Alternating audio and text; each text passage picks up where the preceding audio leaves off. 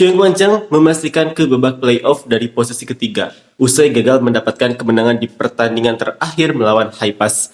Padahal mereka berkesempatan besar untuk mendapatkan kemenangan, namun gagal dimaksimalkan di set keempat. Sekarang mereka harus fokus dalam persiapan untuk babak playoff melawan Hyundai. Ada sejumlah kelemahan dari Cheung Wan Chang juga yang harus segera diperbaiki sebelum hari pertandingan. Dan tidak dapat dipungkiri juga, peran Mega begitu sangat besar untuk Cheung Wan Chang karena lagi dan lagi dia yang harus menggendong Cheung Wan Chang di sisa pertandingan. Seperti inilah komentar fans Korea. Saya menonton langsung dan pada set keempat saat Kim Dan-bi melakukan kesalahan servis, dia digantikan oleh Park Hae-min. Saat itu Kim Dan-bi menangis dan saya merasa sangat tidak enak. Park Hae-min sama sekali tidak memiliki kekuatan. Mega melakukan semuanya.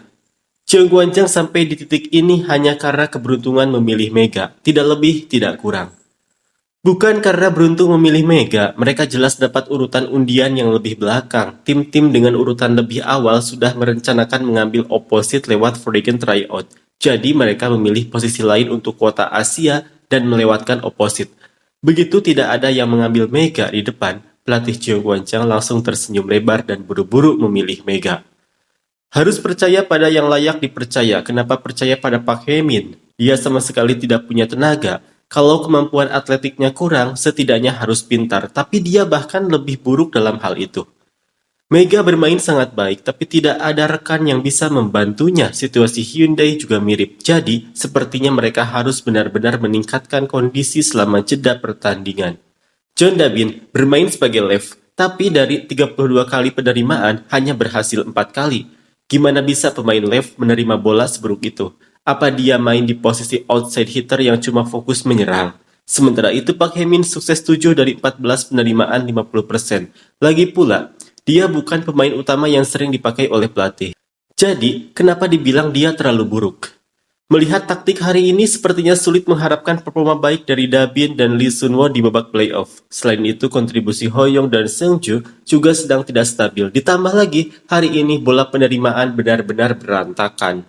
Melihat permainan Cheung Wan Chang hari ini, sepertinya mereka bakal kalah dari Hyundai.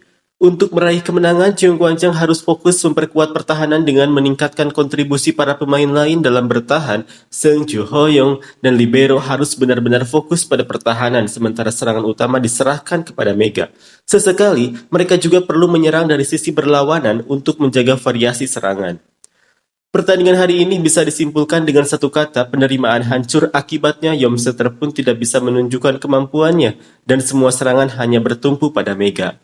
Ini adalah pertandingan di mana kita hanya bisa puas melihat betapa luar biasanya Mega sebagai pemain. John Dabin masih kurang pengalaman, jadi wajar kalau dia kesulitan. Kesalahan terbesar pelatih Go Hee-jin dan manajemen klub adalah melepas Na Hyun-soo dan Ko Min-ji yang membuat tim kehilangan opsi di middle dan left. Mega menyerang dengan ringan dan mudah mencetak poin, tapi Park Cheong-ah yang bahkan memiliki tinggi yang mirip dengan Mega menjabat sebagai kapten tim nasional dan menerima gaji 770 juta won, malah tidak bisa melompat dengan baik. Saat melakukan spike, dia terlihat seperti menggantung di udara, dan setengah dari serangannya hanya seperti push attack. Jelas terlihat bahwa dia kurang dalam hal koordinasi motorik. Selain itu, kekuatan serangannya juga menurun dibanding saat masih di high pass. Soal penerimaan itu bahkan tidak perlu dibahas. Jika Bukil dan Park Eun-jin tidak bisa bermain di playoff, maka Ko Hee-jin harus fokus pada pertahanan, blocking, dan penerimaan. Serangan utama harus dipercayakan kepada Mega, sementara lawan akan fokus memblokirnya. Saat itu terjadi, tim harus sesekali menyerang dari sisi berlawanan untuk mengganggu pertahanan lawan. Memperkuat pertahanan adalah satu-satunya cara untuk menang di playoff. Jika serangan terlalu merata, justru pertahanan akan melemah, tingkat keberhasilan serangan lain akan sangat rendah dan hanya akan membuang-buang poin. Bagaimana Cheung Wan Chang bisa menghadapi playoff dengan pemain seperti Pyo Seung-ju dan Lee Sun-woo? Tanpa Buk Kirik dan Park Eun-jin, mereka runtuh begitu mudah. Ini terlalu mengecewakan.